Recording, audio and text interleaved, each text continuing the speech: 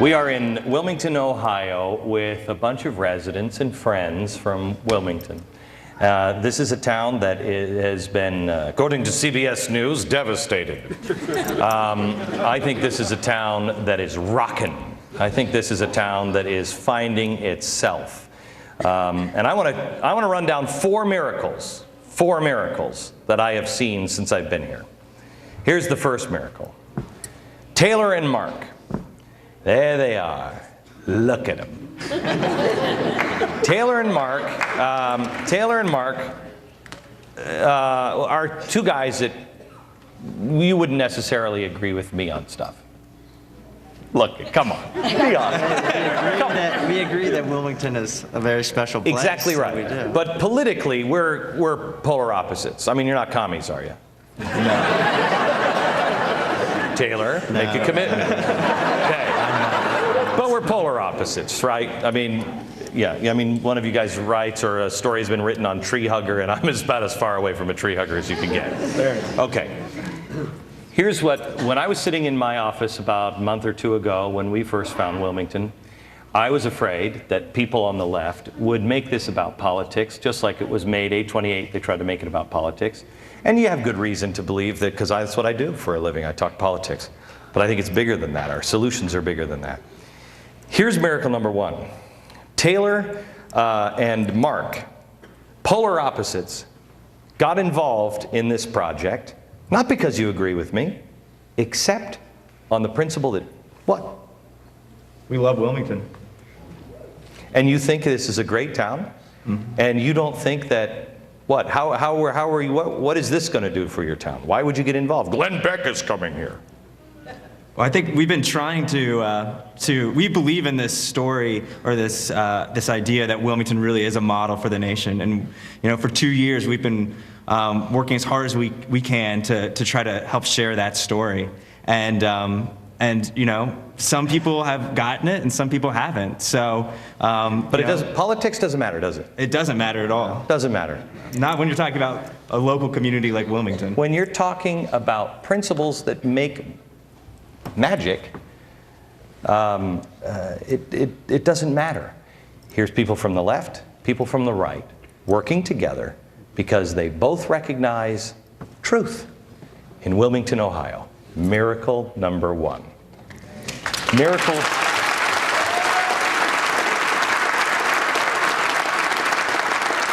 number two.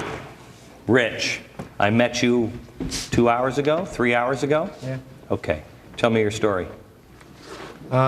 Basically, I came on the premise of America's First Christmas. It'll be my first Christmas in 4 years. My wife passed away 3.5 years ago, and I've been alone since then. And when I heard about this, I decided I better get up off the couch and celebrate my first Christmas. I saw him in line. And he said, this is my first Christmas. And he told me that story quickly, as we had 2,000 people in the bookstore in line. And I saw a guy who said, I want to start my life all over again, and I want to stop feeling sorry for myself or living in the pain of the past and move forward.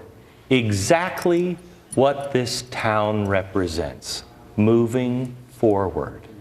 Miracle number two.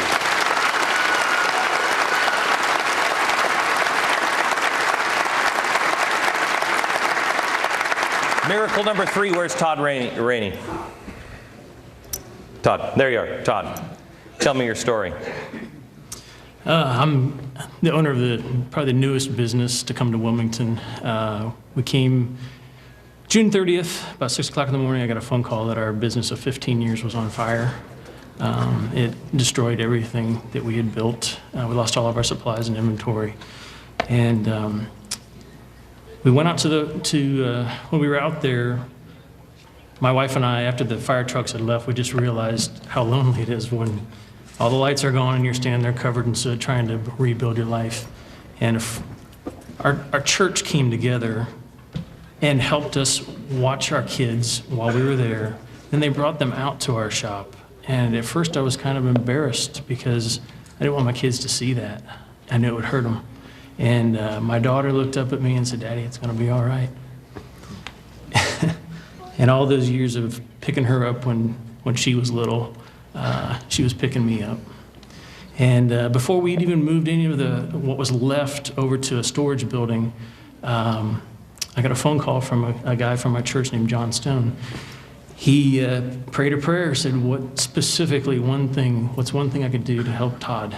And he thought he was going to need a building. He got in his Rolodex and pulled up the name of a guy named Brett Dixon in a little town called Wilmington, Ohio.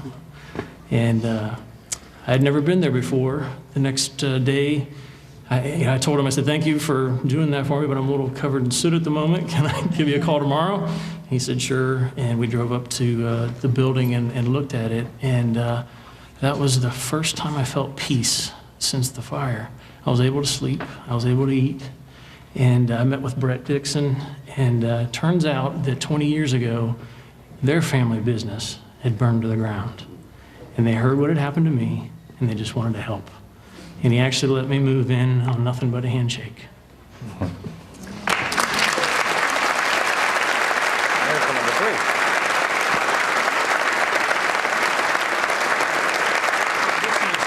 Wait, what? Brett Dixon is here. Where's Brett?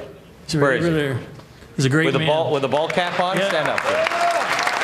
Stand up, stand up, stand up, stand up, stand up.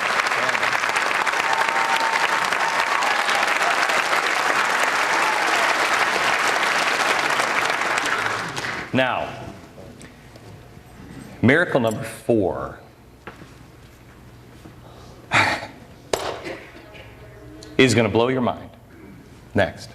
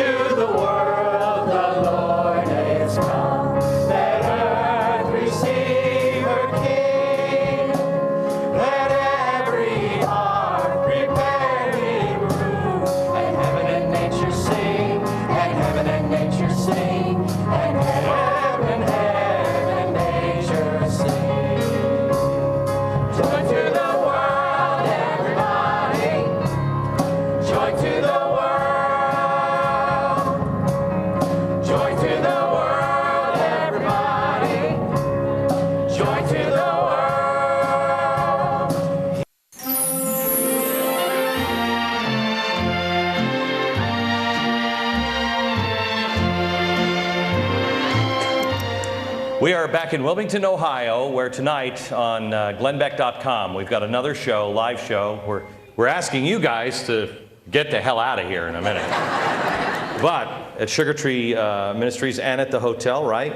They're going to play it on screen so you can watch what's happening in the theater as a new audience comes in. It's a really special thing, and you can watch it all and get the information at Beck.com. All right. Now, here's miracle number 4, and here's the setup. They're at the book signing. Just meet Rich. And then I meet Tracy and Wendell. And we're talking. And we're just chit-chatting. I don't even remember what we're talking about because I'm watching your son, Tyler. Where'd you guys come from? Southern Illinois. Southern Illinois. How long did it take you to get here? 6.5 hours. 6.5 hours. Yep. So you guys are sitting there talking. And Tyler's probably used to this. It was very, very noisy in there. And I say something to Tyler, and he doesn't look at me. He looks at 2 of you. Because he knows I'm saying something to him, but it's noisy, and he can't hear it because he has hearing aids, right? How much hearing does he have? 100. You have 100? 100? Yeah. Yeah. Between 30 and 40. 30 and 40%? And so with a hearing aid, it's all background noise, right? And miracles always come in the form of what the world will call a coincidence. But they're miracles. And the minute he looked up to his parents, and I could tell he could not hear what I was saying, I remembered a coincidence that happened in my office about an hour before. A meeting I tried to get out of because I was so busy. A meeting that happened in my office before I got on the plane to come here. And I want to tell you about it next. Back in a minute.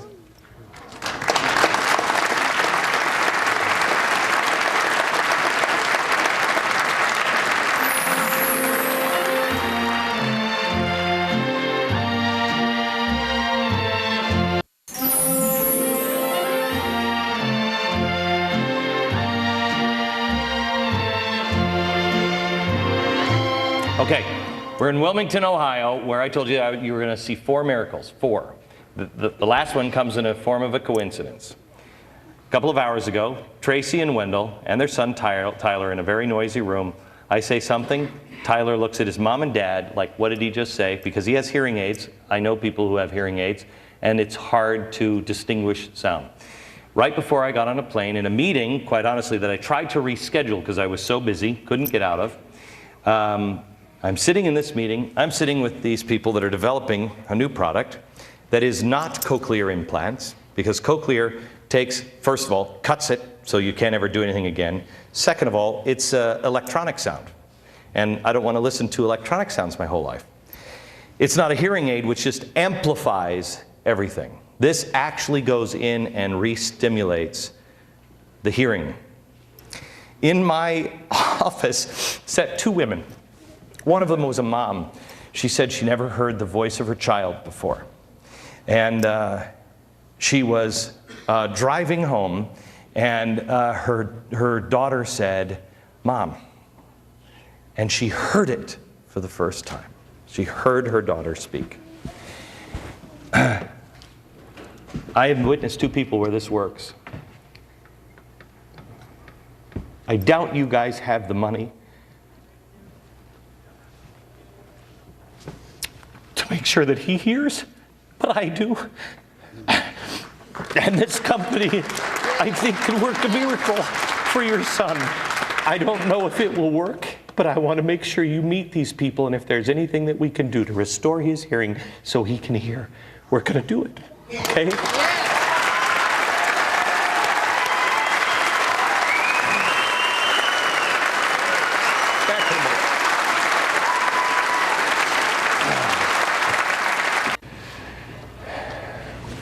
I want to introduce you real quick to Philip Mason. He's a soldier just returned from Iraq. Heard we were coming here. He lives in Indiana. Said to his wife, we got to come to Wilmington, Ohio. America, come to Wilmington, Ohio and witness miracles.